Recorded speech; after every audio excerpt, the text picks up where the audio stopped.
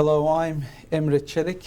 Welcome to luncheon here at the Rumi Forum in Washington, D.C. Today, our very special guest is Professor Greg Barton from Monash University, Australia, and he will be sharing his insights into Islam and democracy in Indonesia. Welcome, Greg. Thank you, Emre. Could you share with us the past, the present, and the future of Islam and democracy in Indonesia, please? Well, the past, the present, and the future, it's an open-ended topic.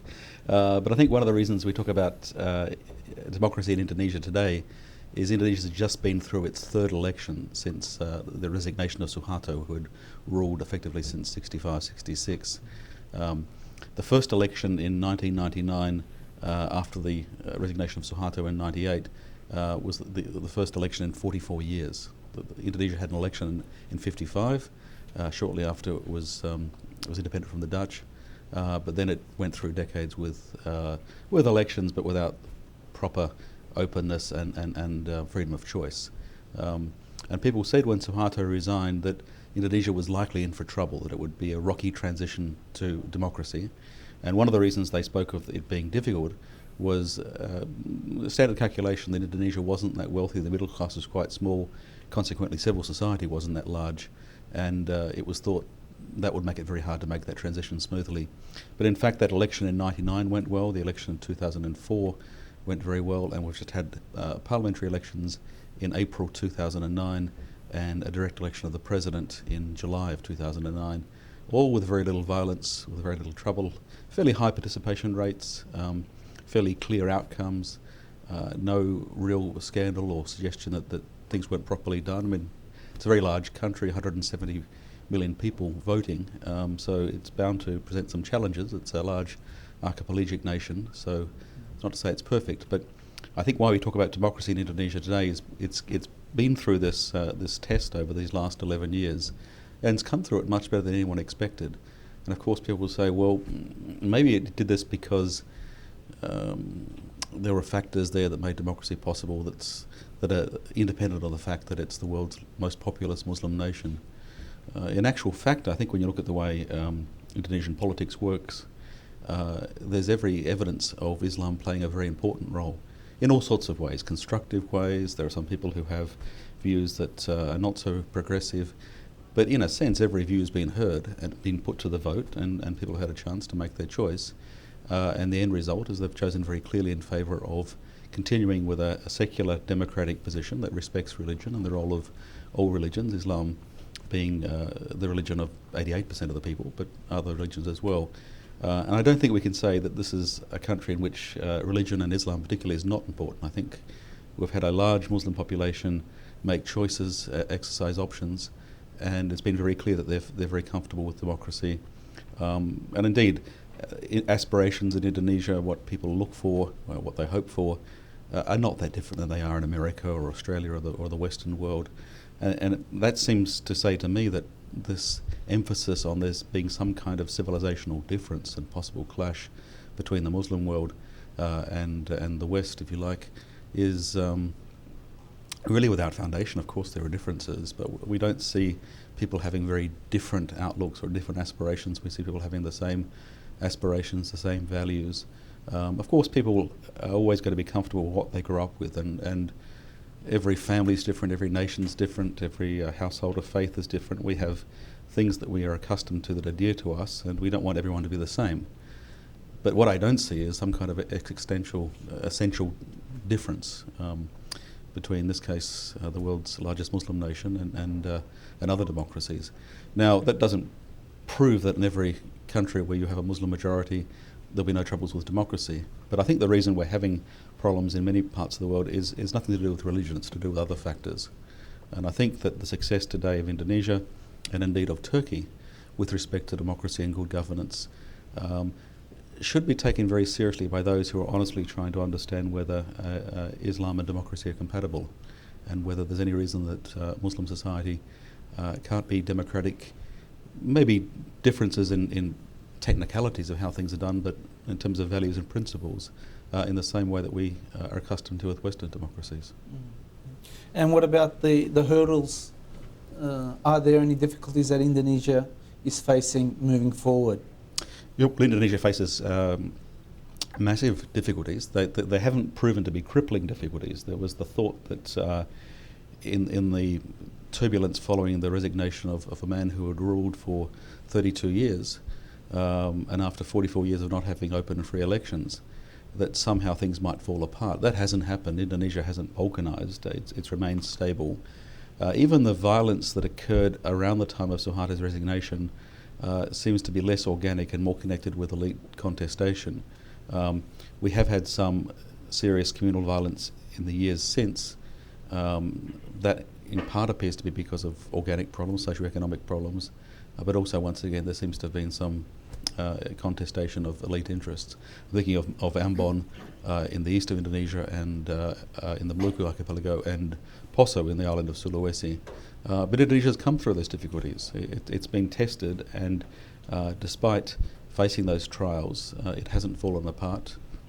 We now have peace in Aceh, a province where there was a virtual civil war for many decades. Have some issues in Papua with respect to ethnic aspirations, but they seem to be being resolved in a way that's good and appropriate. Indonesia's biggest problem is that it's a relatively poor country. It's not dirt poor, but you notice the difference when you move outside of the main island of Java and outside of the big cities of Jakarta or Surabaya or Bandung, that areas outside there are very poor. Half the people don't have electricity or water. It varies according to the province. And that we need to remember that, because any nation of Indonesia's size, and today it's approaching 250 million people, 240 odd million people. Any nation of that size spread out over the geographic expanse that Indonesia is, the archipelago is more or less the same size as the United States of America, at least the lower 48 states, sort of east, west, north, south, those dimensions. That's going to present massive not troubles, but challenges. So Indonesia has a lot of challenges because it's a poor country trying to develop. It got hit very hard in '97 by the East Asian economic crisis, and it had enjoyed rates of growth, 8-9% for a decade before that, and that came to a sudden halt. There's not really been any direct foreign investment since that '97 crisis. Indonesia's economy has got back to a point of stability today. It's enjoying rates of growth of around 6% up until at least the current global financial crisis. But even that hasn't affected it greatly. But it's still a challenge to make up that lost ground, and it's a challenge to find enough jobs for school leavers and university graduates. One of the things the government's doing today is putting a lot of money into education, high schools and primary schools, but universities as well, and upgrading its university faculty, and that's very encouraging. It's trying to spend around 20% of its budget on education, which is quite ambitious. That was very hard in the past because it didn't have a tax basis. People didn't, for the most part, pay income tax, and now people do. That system has been sort of regulated and established, so there's a taxation basis. There's still not enough money to pay the police and the military and other civil servants what they should be paid, and that creates problems with corruption, both personal and also, for example, the military being involved in business interests. But that's a common pattern throughout the developing world, and that will slowly be addressed. I think if Indonesia carries on with this emphasis on education, and of course also health, which it's its second project, then I think the future augurs well. Certainly the response to elections, the response to choosing governments, to holding presidents and parliamentarians accountable has been very encouraging. The performance in the Indonesian parliament hasn't been fantastic, but I think we have to be reasonable about that sort of transition. So there are big challenges there, but Indonesia's so far overcome them. Some friends of Indonesia describe it as a sort of country that muddles through. So we shouldn't describe this as a triumphal march of progress where everything is smooth sailing. Sometimes things do seem to be a bit of a muddle, but it keeps on moving forward. That's the key thing. There are other countries in the region that haven't made that steady progress. Indonesia is making year on year steady progress. Of course, one other challenge it's faced has been the challenge of terrorism, but its response to that also has been very good at the social level, at the level of policing, at the level of process of law and order, of how law cases were openly transacted and people were found guilty or not, and that whole process I think has surprised people in how well things have gone. So all in all, I'm feeling optimistic about Indonesia, even though anyone who knows it well knows it's often a case with many countries, I guess all countries perhaps, like all families, whether the glass is half full or half empty. But I think most people would say that it's at least half full now, and the future looks promising. How does Indonesia compare to other Muslim countries, particularly in regards to democracy? Are there better role models? Are there other nations that Indonesia can turn to in regards to a role model democracy? Well, it's a good question. It's worth reminding ourselves of the big picture when it comes to democracy in the Muslim world. And we can use that expression, Muslim world, for Muslim majority countries. There's a band that starts in West Africa, in Morocco, and goes all the way across to Indonesia, of course, and then reaches north and south of the equator. In that band of maybe 1.4, 1.5 billion people, about 20%, depending on your definitions, can be described as living in the Arab world. When we think of Islam, we tend to think of it as the religion that came out of the Arabian Peninsula. Of course, Arabic is still a very important language. It's the language of the Quran. That'll always be the case. But 4/5 of the world's Muslims are not Arabs. And that's an important distinction because of two reasons. One is there have been some developments in thought in fairly recent times, certainly the last 2 centuries, but particularly the second half of the 20th century, in the Arab Middle East, that have wrestled with questions of democracy and politics in a particular cultural context. That's perhaps most acute in Saudi Arabia, but you see it elsewhere. And we need to bear in mind that whatever the meaning and issues that are going on with those set of circumstances, they are peculiar to one corner of the Muslim world, not the majority, just 1/5 of the Muslim world. Secondly, if we talk about Islam and democracy, we don't see a lot of democracy in the Arab Middle East.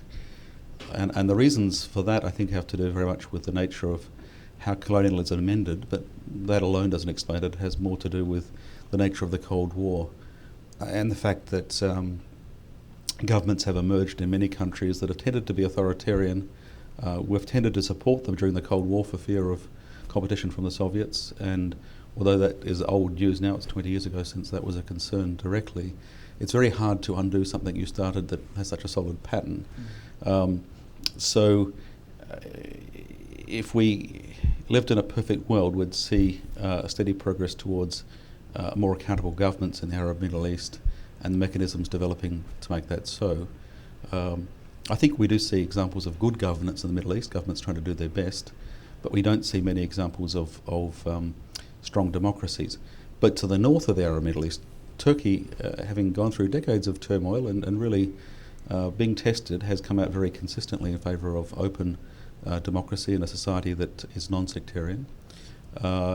And if we think of where half of the world's Muslims live, which is in Asia, then in Muslim Asia, we see strong support for democracy, even in places where there are many challenges. Pakistan, for example, faces about as many challenges as you can imagine a large nation facing, and it certainly has problems of good governance. But people still turn up to vote in elections, given a choice. They will turn up and vote at their own risk, and when they vote, they choose overwhelmingly parties that support open society, that we would label as secular democratic parties. The same thing is true of the Muslim population of India, which is almost the same size as that of Pakistan, and then the slightly smaller Muslim population of Bangladesh. I mean, those two nations have almost 500 million Muslims between them. And although things aren't perfect, I think we can see there's a strong evidence that Muslim voters are favourable of accountable government, in this case through democratic mechanisms. In Southeast Asia, Malaysia remains a stable democracy with some issues that we can talk about, but it's delivering fairly good levels of governance and is open and accountable. Indonesia is much larger again. we've got different signs of success in Africa, but there are encouraging signs there as well. So I think when you look at the Muslim world as a whole, of course there are some sections like Central Asia where there are other challenges. Although it's true that the issue of democracy and good governance is a big issue that comes up in the Muslim world, I think it's way too simple to suggest that the problem is people's faith, it's their religion. I think it's to do with circumstances, geopolitics, the residue of the Cold War. And I think the case of Indonesia, like Turkey, shows us that all things being equal, people have the same aspirations, the same desires, the same values as we think of as being very Western. Now we have a new president in the White House who's made great efforts to reach out to the Muslim world. He has a history in Indonesia. How do you see his outreach? What are the benefits of such dialogue with the Muslim world? Well, I think President Obama's approach is exactly the right approach. I think he's doing the right things for the right reasons. I think he's got a awfully challenging job ahead of him for reasons that have nothing particular to do with dialogue in the Muslim world, but everything to do with domestic politics. I mean, his current challenge has to do with healthcare reform, and frankly, for people outside of the US system, it's hard to understand why some things are such issues they are. But anyway, that has its own history, and that's a big challenge. So I think that for reasons of domestic politics, there are people who will criticise him whatever he does, and that includes his efforts at engaging with the Muslim world. But I think one of the realities we have to reckon with is that although all across America you find people who are very generous and decent and open-minded, you find a very uneven level of knowledge regarding the international, the international affairs generally, and certainly in the Muslim world specifically. So if you're in a city like this, Washington or Boston or New York or Chicago, San Francisco, you can find people with deep knowledge, intimate knowledge, who have travelled and read and studied and worked.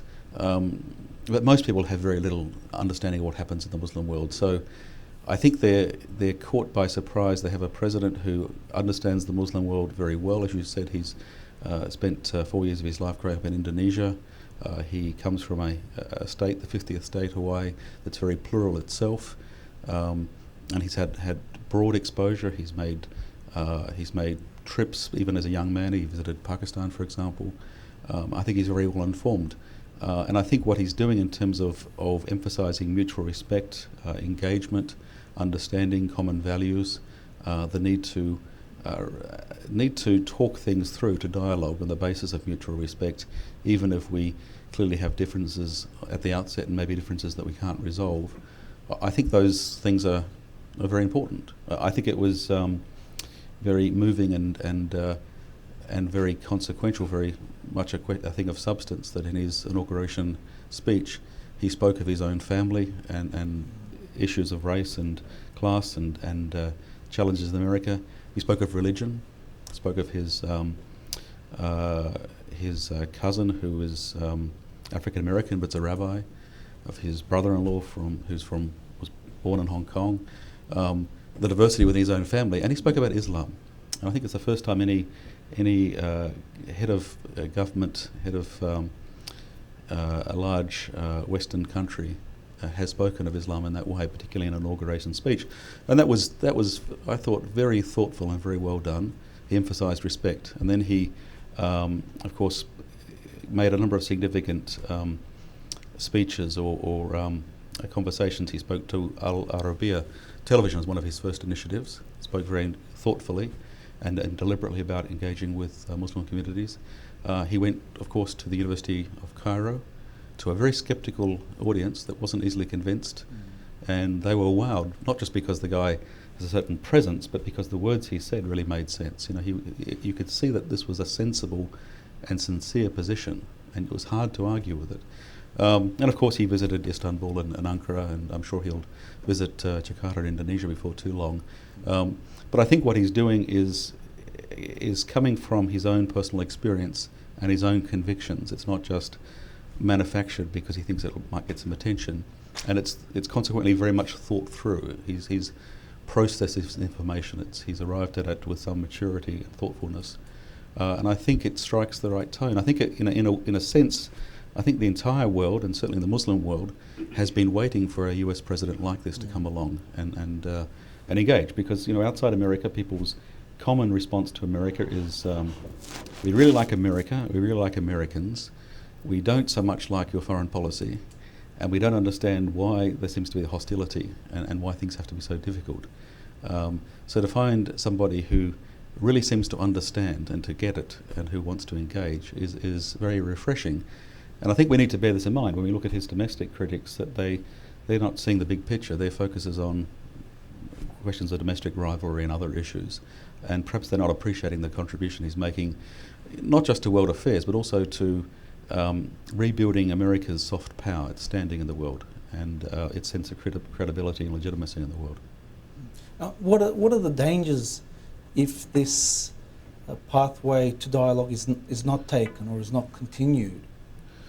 Well, I don't think we've got any historical evidence that I can think of that points to a path of non-dialogue as ever being particularly fruitful. Yeah. I mean, you can go through periods in which you don't dialogue and you have a strong army and you have a strong economy and you can tough things out. Although I suspect in the 21st century, even America will find that very hard because the world is so globalized. For example, if the Chinese and the Japanese stopped buying American government bonds, they started selling off their US dollar reserve holdings, then the economy here would be ruined very quickly. So we live in a very interconnected world. And if in past times maybe there were empires or nations that could get by without dialogue, I don't believe that's possible today. And I certainly don't believe it's possible for America. And I certainly don't believe it's desirable. I mean, we talk about desirability. I think that there's much more to be gained from dialogue than there is from avoiding it. People sometimes mistakenly think that dialogue is all about compromise, that it means trading off, it's sort of a softening of things. I think on the contrary, it's often about negotiating outcomes that get you more than you could possibly have if you didn't do it. So I think personally that we have no choice but to engage in dialogue. Perhaps the question is whether we do it well or we do it badly. Personally, I think that one of the encouraging things about President Obama's approach is that he's doing it well. I think he's got the understanding and insight, particularly when it comes to Muslim nations, to engage. And of course, we've suffered a tremendous loss of credibility, legitimacy, soft power, if you like, since the invasion of Iraq in 2003. Whatever the merits of what's happened, the perception from international polling in Muslim-majority states was that was received very badly. People lost confidence in the West in general, America in particular. And I think it's really important that we have a leader like this who reaches out and explains and engages, and it's not even a question of concrete policy. I don't think a new president changes foreign policy that much, but he certainly can change the way foreign policy is conducted, the style, the tone, and really that's more important than the actual. I mean, policy for various reasons tends to be locked down. You don't have a lot of options, but the way you go about it is very important. If you or I were asked to conduct, for example, the Philadelphia Philharmonic, I imagine that, at least I expect for myself and probably for you, that the results wouldn't be good, because there's a difference between somebody who knows what they're doing when they're conducting and somebody who doesn't. Even though the orchestra is composed of professional musicians, they have sheet music in front of them, they know what they're doing. A conductor makes a big difference. But the thing about a conductor is a conductor can't deviate from the score very much. I mean, if the conductor is assigned to lead the Philharmonic on Tchaikovsky, then that's what they're going to play. He can't make it into a modern jazz session. And the President of the United States is in the same position. He can't go off score. He's got to conduct according to the agreed music in front of him. But the way he does it can make all the difference. And that's why people who are aficionados in this area will go out of their way to buy recordings, attend concerts with certain conductors, and good orchestras, of course, because the right person makes all the difference. It's just that touch, timing, emphasis, and I think that's what we're talking about with foreign policy. It's not that you can actually change a lot of the furniture much, but that appropriate emphasis and nuance in the way this president engages with the Muslim world, I think, is set to make a big difference. Thank you, Greg. We'll now take questions from the floor from our audience members. If you could kindly, please, clearly state your name and any organisation you're affiliated with. Sorry, one technical question. That's why I will not represent myself. You say One about moment. dialogue between what? Between who? You say a lot about dialogue. Well, dialogue's a broad. Because of my bad English, Sure. I'm not sure that I understand Okay. what about it. Well, you know, we were talking particularly about the context of international relations and the American president's engagement with Muslim-majority countries. So that's got a particular sort of context for dialogue, but I think we're talking about dialogue in a broader sense as well. Of course, when we think about President Obama's dialogue with Muslim countries, we're thinking about some very difficult issues. For example, President Ahmadinejad from Iran is here in New York at the UN today. There's all sorts of feelings of disquiet about how the elections went this year in Iran. There's disquiet about the possibility that Iran wants to develop a nuclear weapons program, although it speaks of developing a nuclear energy program. And so many people say, how can you dialogue when you have such problems? And my response, I guess, is to say, I think it's precisely because we have such problems we need to dialogue. Yeah, it's not dialogue between the fractions of Muslims. Well, it is also that too, Muslims because and West. it's also within the Muslim world, because the differences, I mean, one thing the West forgets is that I think most people, particularly in America, Americans tend to be more religious. It's more typical to find people at church on a Sunday or a synagogue or a mosque. When we talk about Christianity or even Judaism, we're aware of great diversity, differences of opinion, broad spectrum. But it's the same for the Muslim world. It's the same for Islamic communities. There's not a singular set of convictions on any one issue, apart from the basic doctrines and basic values.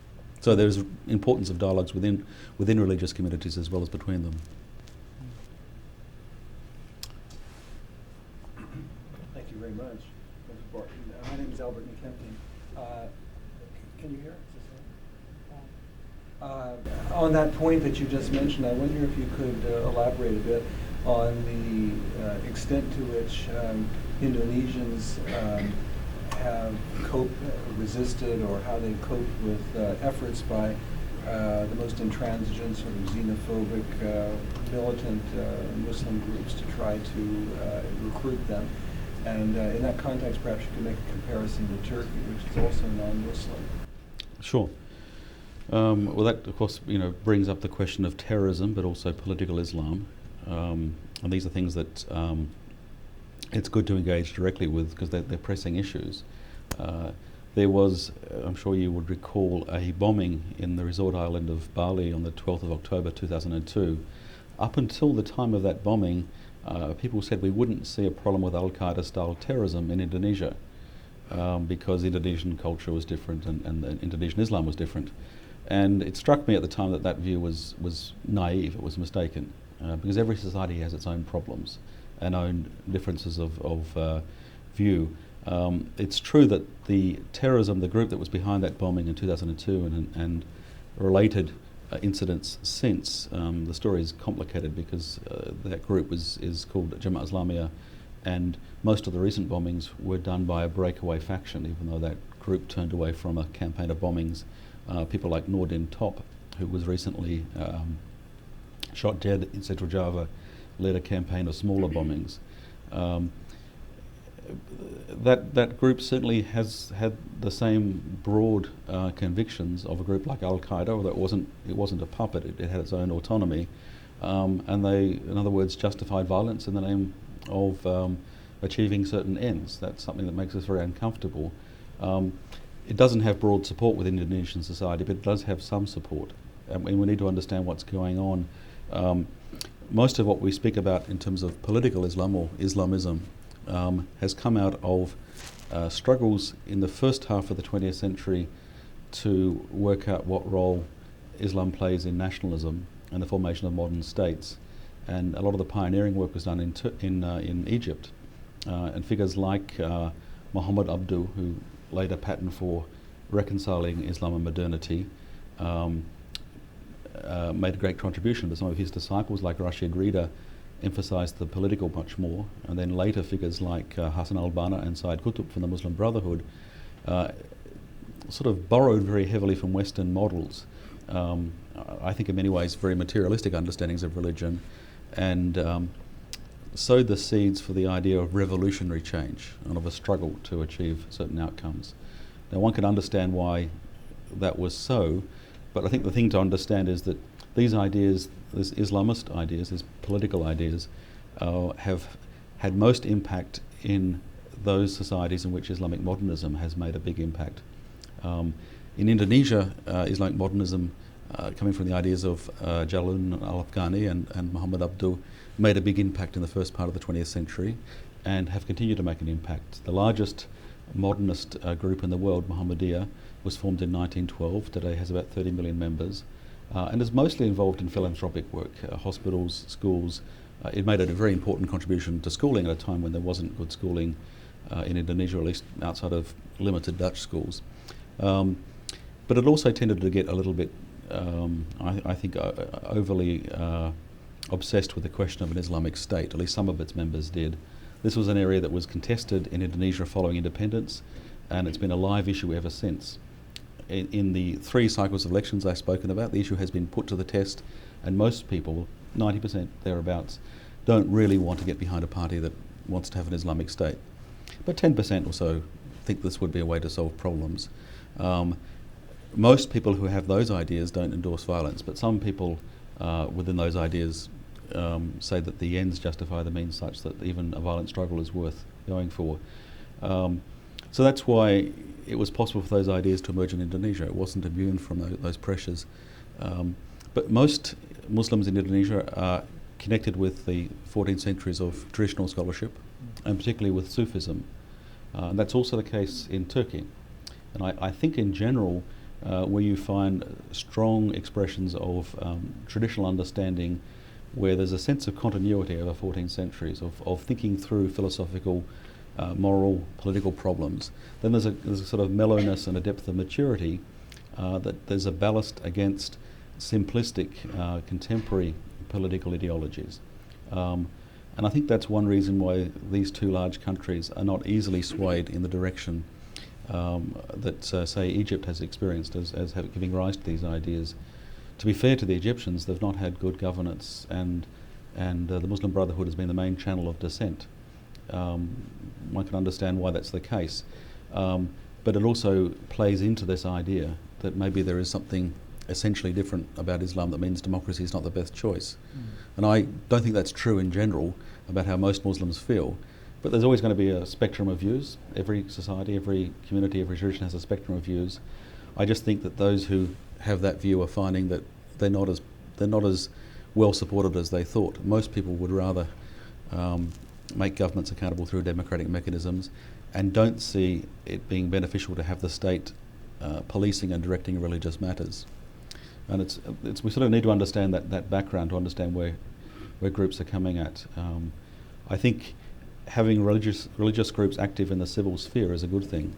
It doesn't mean that they've got some political ambition. We need to understand what their convictions are in terms of the background. So Indonesia's had to deal with movements that have strong political convictions, that believe that Islam gives them a blueprint for political action.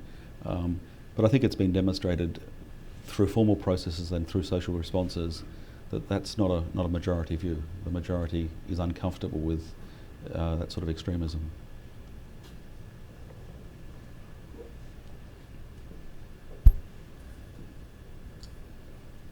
My name is Fuatan. Professor, I enjoyed your talk very much, especially since I lived for a brief period in Indonesia during the despotic years of Suharto and full-fledged corruption. I'm very glad that it's moving towards, let's say, democracy or more open society. There are a couple of things that tickle my mind, and if you don't mind, I would like to share with you. You were giving, as an example, Turkey and Indonesia as a coexistence, if you want, democracy and Muslim, or a country that is predominantly Muslim and yet it is democracy. And if you look at the other Muslim countries where there is no democracy, Iran is the case, Saudi Arabia, if you want, Sure. Libya, another example. If we notice is that the country, Turkey and say Indonesia, or even Lebanon, are really Muslim, or in the case of Lebanon, a religious country, but the state has no religion. If you look at the others, state professes to be a Muslim religion, Islamic Republic of Pakistan, Islamic Republic of Iran, and so on. So to put the equation as is Islam compatible or Islamic view compatible with democracy, I think it would be somewhat of a wrong start, if you allow me to say so. I think there are two different issues. Therefore, to talk about even the compatibility of Islam with democracy, I think it should not be on the agenda, it seems to me. That's one point that I would like to make. The second thing is that we keep referring to Islamic world. Why do we do that? Do we talk about Christian world? No. Why Islamic world? And also, more important than that, who speaks for Islam? Certainly not Khamenei, certainly not Gaddafi. Who does? Therefore, to lump Islamic countries from, say, Morocco to Indonesia, from Kazakhstan to Sudan, would be a wrong way of looking at the issues and the wrong approach. The issues in Turkey or in Indonesia or in Egypt, which you just mentioned, but I happen to know a little bit about, where in fact the government professes to be religious because the threat comes from the Muslim Brotherhood. Yet it's equally dictatorship. And now there is a succession of the throne from the father to the son and so on. I think we should look every country with its own merits, with its own problems, with its own convictions. Certainly Turkish Muslim religion is not the same as, let's say, Morocco. Anybody can go to a mosque in Turkey, but if you are not a Muslim, you cannot enter in a mosque in Marrakesh or in Fez. I was refused, despite the fact that I quoted from Quran. Had no eyes, because my wife was wearing a short sleeve dress, therefore. So, Muslim world, there is no Muslim world.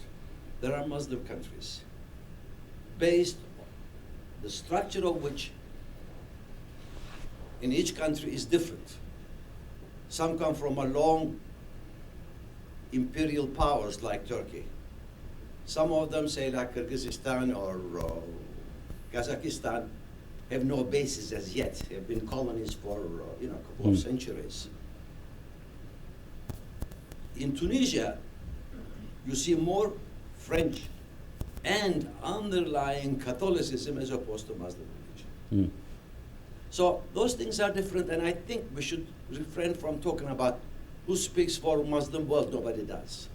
What is the Muslim world? There is no such thing as there isn't any Christian world, as there isn't any Buddhist world, or there isn't any pagan world.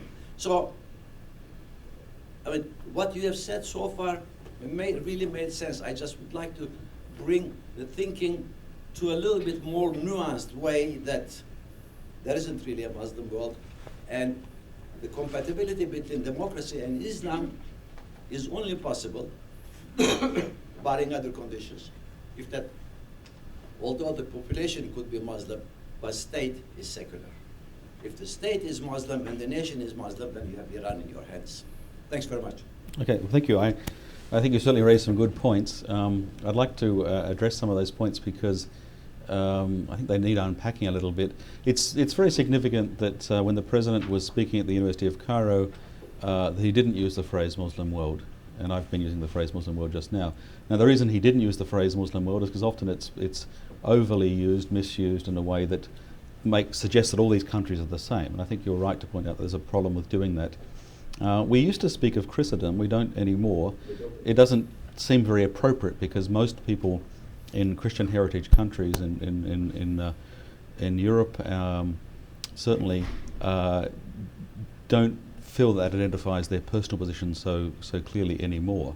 It's a little different in the United States of America, where you couldn't imagine somebody running for the White House who wasn't at church on Sunday. That would just is the expectations of the people. Different set of circumstances. But I think it does make sense to speak of Muslim majority countries and even collectively of the Muslim world, because religious faith is still very important in most Muslim majority countries, most Muslim societies. And as long as we don't fall for the trap of thinking that every country is somehow the same or is put in the same category just because they share a common religion, then I think there's some utility in doing it. One of the reasons why it does make sense to think in these ways is that one of the strongest points of conviction in Islam is the notion, I mean, this is the founding principle coming through very much in Islamic thought of the equality of human beings, because the Creator has made us all equal, regardless of gender or ethnicity or class or whether slaves or free men.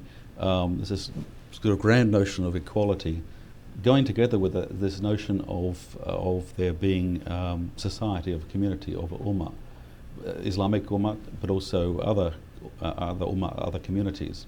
And not necessarily exclusive either. You can belong to several ummah at once. But certainly the concept of the Muslim ummah, of the community of Muslims, is a very strongly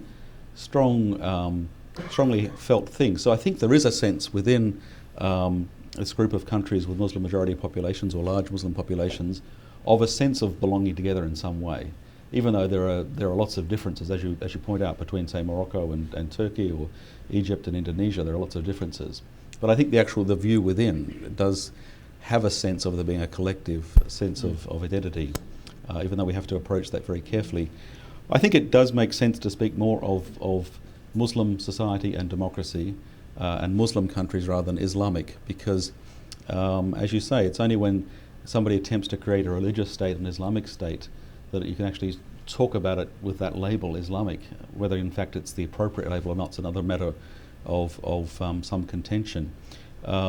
It's interesting that most of the senior ulama, of the mullah in Iran today, are not very comfortable with the governmental situation in Iran. They don't agree with the way things are, and specifically they would argue that Khomeini hijacked some traditional ideas and some traditional terminology and did something very innovative with it, which is not faithful to tradition. And that this idea of there being some close linkage between a small group of mullah, of ulama, and the power of the government is a mistaken idea. It wasn't there in earlier Shia civilization, and in the Sunni world there's always a balance, a standoff between the sultans and the ulama. I mean, they interacted, they held each other accountable, but you couldn't say that you had religious states. Towards the end of the Ottoman Empire, there was some suggestion in terminology of the Ottoman Empire being a caliphate. But really for most of history, the Ottoman Empire didn't describe itself as a caliphate either. Certainly what wasn't being suggested was that this was a religious empire or religious state. It was an empire in which religion played a very important role. But what I'm arguing is that the separation of church and state, as it's put in America, has been there in the Muslim world for a very long time as well. And it was the innovation of the Muslim Brotherhood in Egypt particularly that tried to argue for a contrary position. But I think the historical position actually did see a practical separation of church and state, notwithstanding that modern states have only been with us for a couple of centuries. In the case of many Muslim majority countries, only for the last half century. So it's still something that's being worked out. I think what we saw this year with the Iranian elections was that many Iranians feel very strongly about democratic principles, about justice and accountability, and therefore they were very angry with what they saw as being a manipulation of the outcome of the vote. So what that tells me is that if we're talking about Islam and democracy, we're really talking about Muslims and democracy. In other words, it's not about a state or an ideology, it's about how people individually and collectively act out of their convictions. And I think what Iran shows us is that as far as Iranian Muslims and democracy, they believe very much in democracy. They don't have an open democracy at the moment, but actually that proves that their sense of protest, their willingness to risk their lives, to risk beatings and imprisonment, to stand up and protest on these grounds means they feel very strongly about democracy. So in a curious way, it actually proves the case. Cases like what happened after the revolution in Iran or the modern kingdom of Saudi Arabia have peculiar histories to them. Egypt, we talked about earlier, comes out of the context of the Cold War. We can't really blame any religion for what's going on there. It's to do with political factors. Yeah, nobody does. But I think what we need to look at when talking about Islam and democracy is when individual Muslims of different persuasions, some who are very observant, some who are not observant, but nevertheless identify themselves as Muslims, have a chance to vote or elect certain parties, certain leaders, and therefore influence the development of political structures. What is it they're looking for? What are their aspirations? And I think the evidence suggests that there isn't this imagined difference that some people posit. I don't think that there's a difference in Muslim communities and non-Muslim communities. I think our common humanity is a much more important factor than sort of different preferences we might have. Thank you, Greg. Hi, sir, my name's Omar Malik. I really enjoyed your lecture. There was something missing when you were mentioning the history of Islam and democracy. In the 1920s, maybe early 30s, there was a young reporter named Maududi in what is now Pakistan. And he was very westernized, educated in the Western way. But the racism that he felt at the hand of the British led him to write a lot about what went wrong with Islam and how the Islamic civilization came to the point where it was at the, a subject of colonial powers. And the work that he wrote on how to restructure Islamic countries highly influenced Ayatollah Khomeini and the Islamic Brotherhood in Egypt. Maybe you know his name. What he wrote and what the Iranians practice today was that Islamic countries should be what's pseudo-democracies overseen by religious elders. And that was the basis for Muslim Brotherhood and the revolution in Iran. Ayatollah Khomeini translated his works into Persian himself, and Muslim Brotherhood did the same in Arabic. So that's where you see a lot of Islamic fascism comes from, that Islamic democracies must be overseen by religious elders, and that's just adding to what you were saying earlier. Thank you, sir. Well, I think that's an important point. I sort of skipped over a lot of things because of shortage of time and complexity of issues. I think the key thing about Maududi is that he wasn't trained formally as an alim. So he didn't have a lot of religious training. As you say, he was a journalist. I think by all accounts he was a sincere, hard-working guy. I think it's to his credit that his party, Jamaat-e-Islami, today in India, also in Bangladesh and Pakistan, but throughout his lifetime, was committed to the democratic process of contesting elections. But my own position, this all becomes very subjective, but my sort of reading of his ideas is that he took some Western structures and Western concepts and Western templates and then tried to make things Islamic by putting them into those boxes. And I think he would have done better if he had gone into Islamic thought, into Islamic scholarship, into Islamic history, and extracted ideas for a modern state from that. I think his attempt to try and come up with a Muslim version or Islamic version of everything, in the end was a kind of cul-de-sac. It was a kind of dead end. And I don't think my views are unusual in this respect, because most people in Bangladesh, in Pakistan, and India don't vote for Jamaat-e-Islami. It's not a popular movement. But you're right, his ideas influenced the Brotherhood, it influenced Hassan al-Banna and Sayyid Qutb particularly, and it influenced Khomeini, who very much borrowed from both. But I think most people, I'm not saying everyone, but most people are not convinced by this argument. They say, well, this was an effort to try and work out a Muslim Islamic way of doing things. But in the end, it's not really convincing, because this idea that you've got to somehow have some sort of grouping of ulama in charge of the nation who'll give guidance sounds kind of nice in theory, but in practice it ends up with very bad results. And that's why most Muslims in most societies, when they have a chance to vote, and think about Pakistan, which is facing fantastic challenges, but people still, when they get a chance to vote in Pakistan, they don't vote for the Jamaat or other Islamist parties. They vote for parties that are taking a very different position. I think that's proof that people aren't convinced. I think what happened there with all of these movements was a lot of borrowing, conscious and unconscious, including from Marxist ideas, including from ideas of revolutionary change, and invariably they tended to have a rather materialistic understanding of religion. I think there are a lot of sincere people facing tremendous injustices, trying to make things better, but I don't think they had the answer. But that's my view. But it's not just my own subjective view. I think most people, given a chance to vote, don't believe that that's the answer either. And I don't think this is just an Islamic question. I think that when the same issue comes up in societies in which the majority or a large population is Christian or Jewish, I think most people say, no, we don't really want the state telling us how to be religious, because it might start well, but it never ends well. I'd like to thank Professor Greg Barton for attending Rumi Forum's luncheon on this occasion. Thank you, Greg, and we look forward to seeing you all at a future luncheon. Thank you. Thank you. So, I'm committed